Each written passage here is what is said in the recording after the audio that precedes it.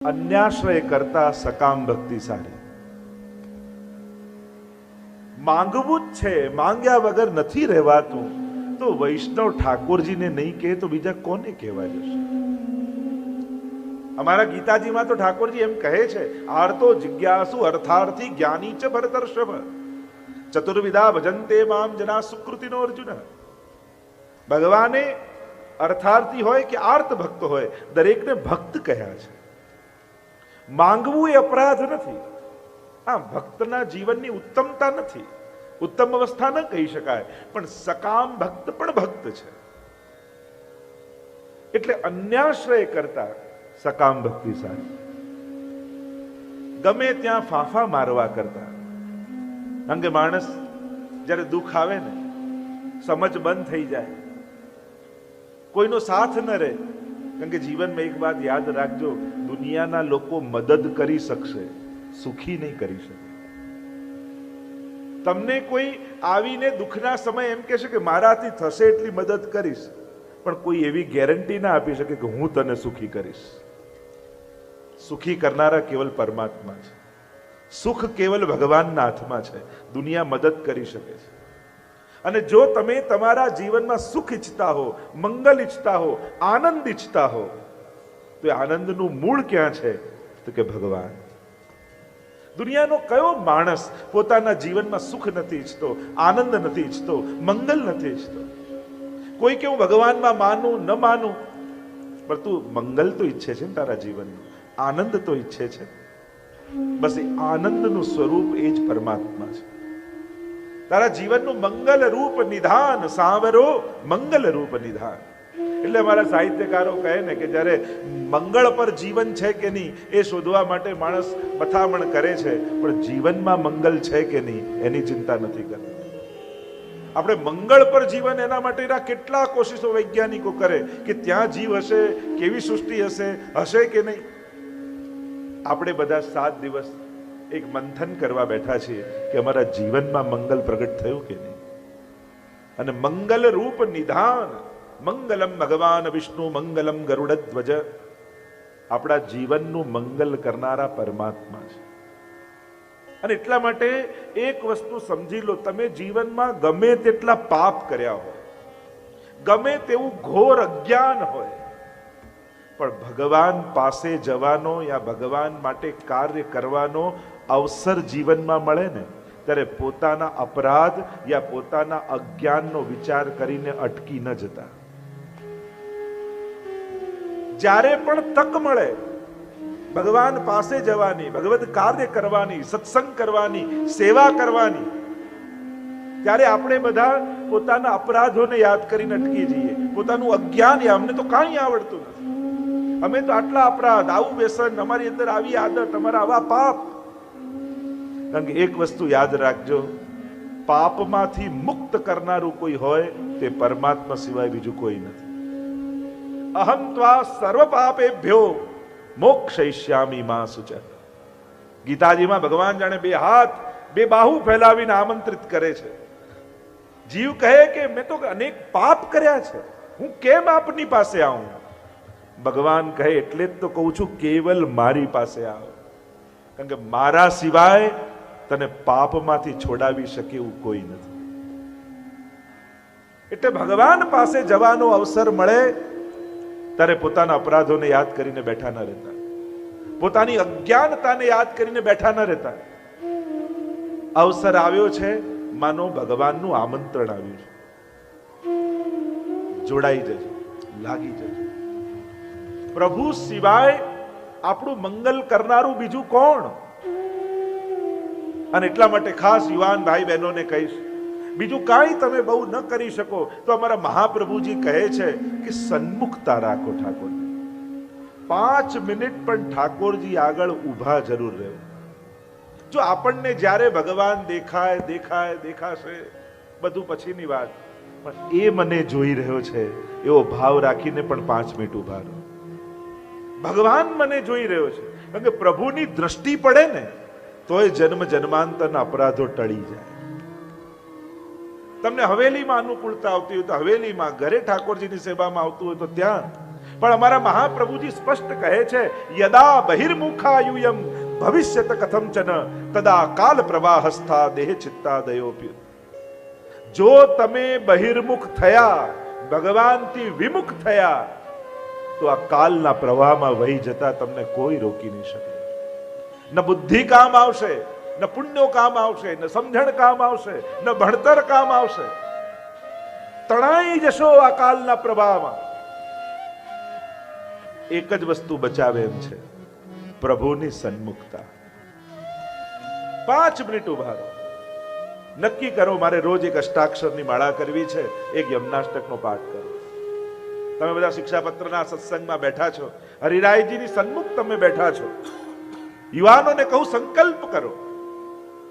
કારણ કે અત્યારના સમયમાં કોઈ બચાવી શકે એમ હોય, સૌભાગ્ય આપનારું કોઈ તત્વ હોય, તે ભગવદ આશ્રય છે. નિયમ બનાવો. 10 મિનિટ એ રીતે ઉભા રહો કે ભગવાન મને જોઈ રહ્યો છે, અને પ્રભુની દ્રષ્ટિ જેના પર પડે ને, એના અમંગલનો નાશ થઈ જતો હોય છે. તમે જો એમ ઈચ્છતા હો કે તમારું દુર્ભાગ્ય ટળી જાય, તો એક જ રસ્તો ને એક જ જગ્યા છે, એ છે ભગવાનની સન્મુખતા. તમે બધે જ ફાફા મારી લો છો દુર્ભાગ્ય ટાળવા માટે, પણ એનો સીધો ને સરળ રસ્તો મારા મહાપ્રભુજી બતાવે છે, પ્રભુની સન્મુખતા. આ સૌથી સરળ અને ઉત્તમ રસ્તો છે. આપણા ઘરે ઠાકોરજી બિરાજ્યા છે. અરે તમારા ઘરે કોઈ 2 દિવસ માટે મહેમાન આવ્યું હોય ને, અને તમે એને જોયા વગર નીકળી જાઓ ઓફિસે, તો એને ખોટું લાગી જાય. અરે એના ઘરે રહેવાય, એને અમને જોતાય નથી. અને આ તો જગતનો નાથ, વૈકુંઠની બધી સુવિધાઓ છોડી તમારા રસોડાના 2x2 ખાનામાં રહેવા તૈયાર થયો, અને તોય તમે એની સામે ન જુઓ. આ એનું અપમાન નથી? એ બધું જ પોતાની સુખ સગવડતા વૈકુંઠની છોડી તમારા ઘરે રહેવા તૈયાર થયો, અને તમે સામે ન જુઓ. આટલો સંકલ્પ જરૂર કરજો. બીજું કાંઈ ના થાય તો સન્મુખ આવી દંડવત કરીને નીકળી જજો. વંદન પણ એક ભક્તિ છે. બીજું કાંઈ ના થાય તો વંદન કરો બસ. નવદા ભક્તિમાં વંદન પણ એક ભક્તિ છે. કેવળ વંદન કરવા માત્રથી સૌભાગ્ય નીકળી જાય છે. આ દુર્ભાગ્યની જે ઊંધી રેખાઓ હોય ને, તમે પેલું સ્ટેમ્પ જુઓ તો સ્ટેમ્પમાં બધા અક્ષર ઊંધા દેખાય, પણ એને સહી લગાડીને જ્યારે મારો તો બધા સીધા થઈ જાય. એમાં દુર્ભાગ્યની ઊંધી રેખાઓ કપાળ પર લખી હોય ને, જ્યારે ઠાકોરજીને દંડવત કરીને માથું ઝુકાવો તો ઊંધી રેખાઓ બધી ઠાકોરજી સીધી કરી દે. દુર્ભાગ્ય સૌભાગ્યમાં ફેરવાઈ જાય. અને ભરોસો ના આવતા હોય તો કરી જુઓ પ્રેક્ટિકલ. હજી 7 દિવસ હું છું, નહીં તો પકડજો મને કે આપ તો કહી ગયા ને કઈ થયું તો નહીં. એક ભગવાન જ એવા છે જે દુર્ભાગ્ય ટાળી શકે છે. કોઈ એમ કહેતું હોય કે કર્મ ટળે નહીં, ભાગ્ય ટળે નહીં. કોઈ ઘણા એમ માને કે કર્મ જે કર્યું છે ભોગવવા જ પડે. કોઈ એમ કે ભાગ્યમાં લખ્યું છે એનાથી વધારે ન જ મળે. એવું નથી. શાસ્ત્ર વાંચો તો ભગવાન કહે, હું તને તારા કર્મોમાંથી પણ મુક્ત કરાવીશ. અહમ ત્વા સર્વ પાપેભ્યો મોક્ષયિષ્યામિ. મુક્ત કરું છું. જો જરૂરી નથી કે કર્મ કરો એ જ મળે, જરૂરી નથી કે ભાગ્યમાં લખ્યું હોય એ જ મળે. ઘણીવાર ઘણાના આશીર્વાદો ફળી જતા હોય છે. ઘણીવાર ફેરવેલી માળાઓ ફળી જતી હોય છે. ઘણીવાર કોઈ ભગવત સ્વરૂપની સન્મુખતા ફળી જતી હોય છે. ઘણીવાર કોઈ તીર્થનો વાસ ફળી જતો હોય છે. ઘણીવાર કોઈની દુઆ કામ કરી જતી હોય છે. આપણા શાસ્ત્રોમાં જુઓ તો અનેક પ્રકારથી સૌભાગ્યની પ્રાપ્તિ કહી છે. કોઈના આશીર્વાદ એવા મળી જાય કે ભાગ્યની રેખાઓ બદલાઈ. અને એટલા માટે શ્રેષ્ઠતમ કોઈ સ્થાન છે તો એ પ્રભુનું સાનિધ્ય છે, પ્રભુની સન્મુખતા છે. આ 3 વસ્તુ જેના જીવનમાં બની રહે ને, એનું કલયુગ કાંઈ ન બગાડી શકે. એક ગુરુનું સાનિધ્ય, વૈષ્ણવનો સંગ અને શ્રીજીની સન્મુખતા. આ 3 વસ્તુ જીવનમાં બની રહેવી જોઈએ. શ્રી હરિરાય મહાપ્રભુજી શિક્ષાપત્રના માધ્યમથી અનેકવિધ પ્રકારથી આપણને આ સદુપદેશ કરી રહ્યા છે. મેં પહેલા જ કહ્યું, કહેવાના દરેક પ્રકાર, એ આદેશ હોય, ઉપદેશ હોય, સંદેશ હોય, સલાહ હોય, સંકેત હોય, સૂચન હોય, અનેક પ્રકારથી શ્રી હરિરાય મહાપ્રભુજી કૃપા કરે. પ્રથમ શિક્ષાપત્રમાં વૈષ્ણવના કર્તવ્ય શીખવા સમજાયા. 24 શ્લોકમાં આ પુષ્ટિ ભક્તોના કર્તવ્ય શું, આપણી ફરજો શું, વૈષ્ણવમાં કેવા લક્ષણ હોવા જોઈએ, એની ચર્ચા શ્રી હરિરાય મહાપ્રભુજી કરે છે. જો દીક્ષાના શાસ્ત્રોમાં અનેક પ્રકાર બતાવે છે. મંત્ર દીક્ષા હોય, માનસી દીક્ષા હોય, દ્રષ્ટિ દીક્ષા હોય, સ્પર્શ દીક્ષા હોય, એમ ઉપદેશ દીક્ષા પણ કહી છે. દીક્ષાના 5 પ્રકાર કયા છે: મંત્ર દીક્ષા, સ્પર્શ દીક્ષા, દ્રષ્ટિ દીક્ષા, માનસી દીક્ષા અને ઉપદેશ દીક્ષા. આ ઉપદેશ પણ એક પ્રકારની દીક્ષા છે, જેનાથી જીવનને દિશા મળે, એ જ દીક્ષા છે. હરિરાય મહાપ્રભુજી શિક્ષાપત્ર દ્વારા આપણને ઉપદેશ દીક્ષા આપી રહ્યા છે.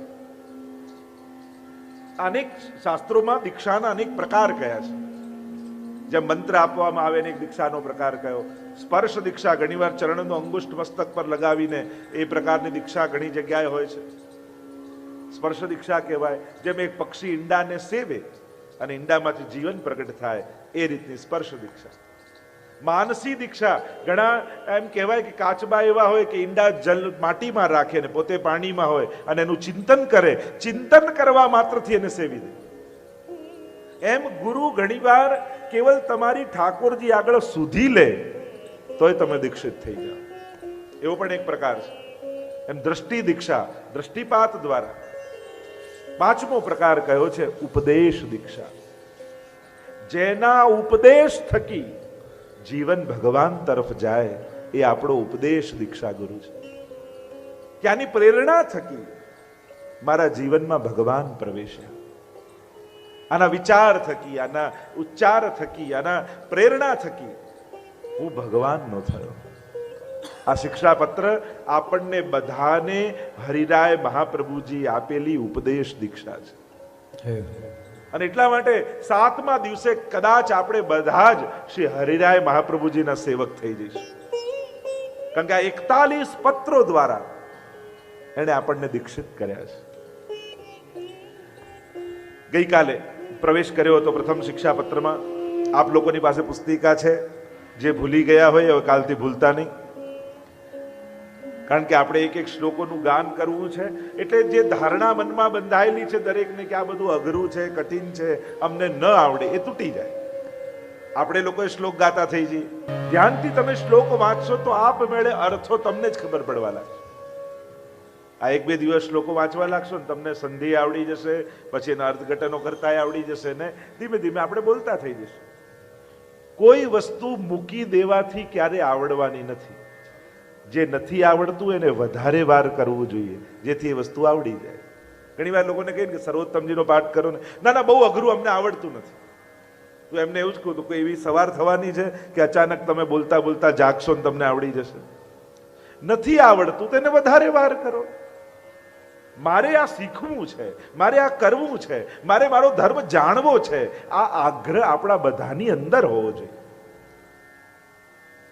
આ આપણને એમ હોવું જોઈએ કે મારે મારો ધર્મ જાણવો છે. આ તકલીફ એ થાય, ઘણા લોકો પોતપોતાના ધર્મની ચર્ચા કરે ને આપણે કંઈ બોલી ન શકીએ, આપણે સમજાવી ન શકીએ. શ્રીનાથજી કોણ, મહાપ્રભુજી કોણ, પુષ્ટિ માર્ગ શું છે, દરેકની અંદર એ હોવું જોઈએ કે રોજ જેને જઈને હું માથું ઝુકાવું છું, જેની કૃપા થકી આ પુષ્ટિ ભક્તિનો માર્ગ મળ્યો છે, મારે મારા ગુરુ મહાપ્રભુજીને જાણવા છે, મારે મારા ઈષ્ટ શ્રીનાથજીને જાણવા છે, મારે આ પુષ્ટિ ભક્તિના સિદ્ધાંતો સમજવા છે. આપણને આગ્રહ જાગવો જોઈએ. આગ્રહ હોય એને જ ઉપર અનુગ્રહ થાય. હરિરાય મહાપ્રભુજી 10 કર્તવ્યોની ચર્ચા કરે છે 24 શ્લોકમાં પ્રધાન રૂપે. ગઈકાલે જેમ જોયું, સદોદ્વિગ્ન મનઃ, જેનું મન અહમતા મમતાત્મક સંસારમાં ઉદ્વેગિત રહેતું હોય, અહમતા મમતાને કારણે, કારણ કે હજી મનમાંથી લાલસાઓ ગઈ નથી, ઈચ્છાઓ ગઈ નથી, ભગવત પ્રેમ હજી પ્રગટ થયો નથી, અને એટલા માટે એને તત્પરતા છે ચિત્તમાં. બીજું લક્ષણ કહ્યું, બીજું કર્તવ્ય કહ્યું, કૃષ્ણ દર્શને ક્લિષ્ટ માનસા, જેનું ચિત્ત સદાય કૃષ્ણ દર્શન માટે લાલાયિત રહેતું હોય. સતત તાપ રહેતો હોય જેને, ક્યારે ભગવત દર્શન મને થશે? આપણને ભગવાન એટલા માટે જ મળતા નથી કારણ કે આપણને ભગવાન વગર ચાલે છે એટલા માટે. જે દિવસે આપણને એમ થશે કે હવે પ્રભુ વગર નહીં રહેવાય, એ દિવસે પ્રભુ પણ તમારા વગર નહીં રહી શકે. આપણને એમ થાય આજે નહીં તો કાલે, કાલે નહીં તો પરમ દિવસે. જો કોઈ ગમે તેટલા મોટા મા બાપનો દીકરો હોય, 10મા 12મામાં આવે તો મા બાપ એમ નથી કહેતા બેટા 2-4 વર્ષ 12મામાં કાઢી દઈશ તો ચિંતા નથી, ઘણા રૂપિયા પડ્યા છે. એ તો એમ કે તને ક્લાસ ભરાવું, ટ્યુશન કરાવું, પર્સનલ ટ્યુશન રખાવું, આ જ વર્ષે નીકળી જજે. એમ ગુરુને પણ એમ થાય, પોતાના શિષ્યને કહે આ જ જન્મમાં નીકળી જજે.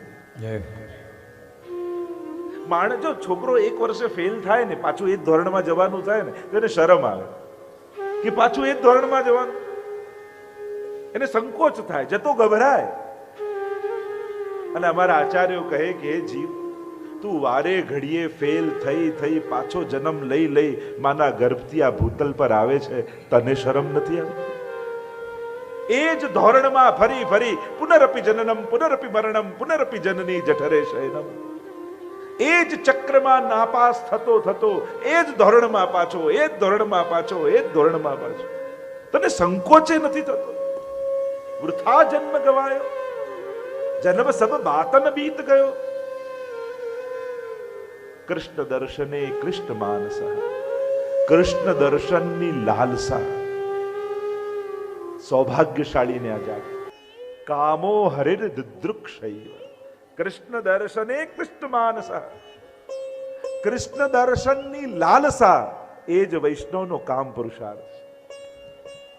આપણે આંખ બંધ કરી આત્માને નથી જોવો, આપણે તો આંખ ખોલીને પરમાત્માને જોવો છે. મારે તો આ જ ઇન્દ્રિયોથી ભગવાનને અનુભવો છે. પુષ્ટિ ભક્તિ એટલે આ જ ઇન્દ્રિયોનો ઉપયોગ કરી પરમાત્માનો અહેસાસ અનુભવ કરી લેવો. પુષ્ટિ માર્ગમાં ઉદ્ધારના વાયદા નથી. મર્યા પછી આ લોકમાં જશો, મર્યા પછી આ જશો, તો મર્યા પછી બધાને ભગવાન મળવાના છે. આપણે કહીએ ને શ્રીજી ચરણ પામે, અને પાછું છાપામાં તો લોકો એમ લખે, બહુ દુઃખ સાથે જણાવવું પડે છે કે શ્રીજી ચરણ પામે. તો શ્રીજી ચરણ પામવું હોય દુઃખ સાથે જણાવવું પડે? એનાથી ઉત્તમ ગતિ બીજી શું હોય? પણ એ ખબર હોય છે કે ત્યાં નથી ગયા એટલે દુઃખ સાથે લખવું પડે. બાકી મર્યા પછી જ જો ભગવાન મેળવવાના હોય તો સીધો રસ્તો ભગવાન મેળવવાનો એ છે કે મરી જાઓ. મર્યા પછી જ ભગવાન મેળવવાના હોય તો ટૂંકો રસ્તો એ કે મરી જઈએ ભગવાન મળી જાય. આપણે મરીને થોડી ભગવાન મેળવવા છે, આપણે તો જીતા જીવંત ભગવાનનો અનુભવ કરીને જવો છે. મહાપ્રભુજી કહે મર્યા પછીના ઉદ્ધારના વાયદા મારી પાસે નથી. મારે તો અત્યારે તારા માથે ઠાકોરજી પધરાવવા છે, મારે તો અત્યારે તારા ઘરને ગોકુલ કરવું છે, મારે તો તારી આ જ આંખને દર્શન કરાવવા છે, મારે તો તારા આ જ હાથે ઠાકોરજીને ગોદમાં લઈને પધરાવવા છે, મારે તો આ જ જીવનમાં તને ઠાકોરજીનો અનુભવ કરાવવો છે. આ વાયદો મહાપ્રભુજીનો છે. કામો હરિર દિદૃક્ષૈવ. વૃત્રાસુર કેવી સુંદર વાત કરે છે. પ્રભુને જોવાની લાલસા કોને કહેવાય? અજાત પક્ષા ઇવ માતરમ ખગા સ્તન્યમ યથાવત સતરા ક્ષુધાતા પ્રિયમ પ્રિયેવ વ્યુષિતમ વિષયણા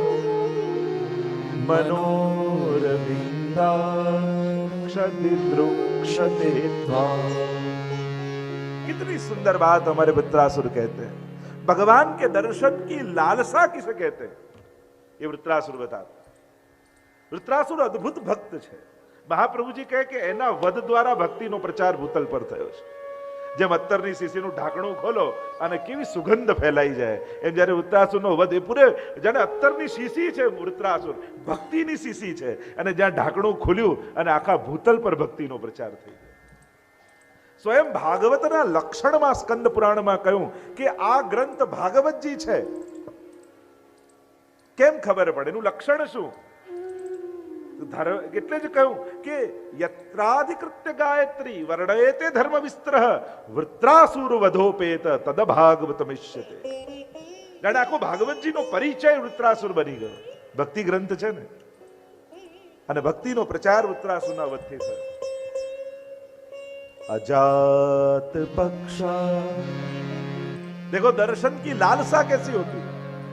वृत्रासुर कहते हैं भगवान को, प्रभु आपको देखने की ऐसी लालसा हो. जो मानव देह મળ્યો છે ને, બડે ભાગ માનુષ તન પાવા કહીએ છે, તો કેમ માનવ દેહ અન્ય દેહો કરતા શ્રેષ્ઠ છે? શેના માટે?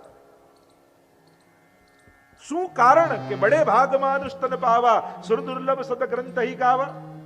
એનું મૂળ કારણ શું? એનું મૂળ કારણ એ છે કે આંખો બધા જ યોનિમાં મળે છે, પણ માણસને એવી આંખો મળી છે કે કેવલ આંખોથી ભગવાનને જુએ અને જન્મ મરણના ચક્કરથી છૂટી શકે છે. મુક્તિ માટે કેવલ આંખો કાફી છે. કાન દરેક યોનીને મળ્યા છે, પણ માણસને એવા કાન મળ્યા છે કે આ કાનથી કથા સાંભળી જન્મ મરણના ચક્કરથી છૂટી શકે. જીભ દરેક યોનીમાં દરેકને મળે છે, માણસને એવી જીભ મળી છે કે જીભથી રામનું નામ બોલે તો છેક રામના કાન સુધી પહોંચે.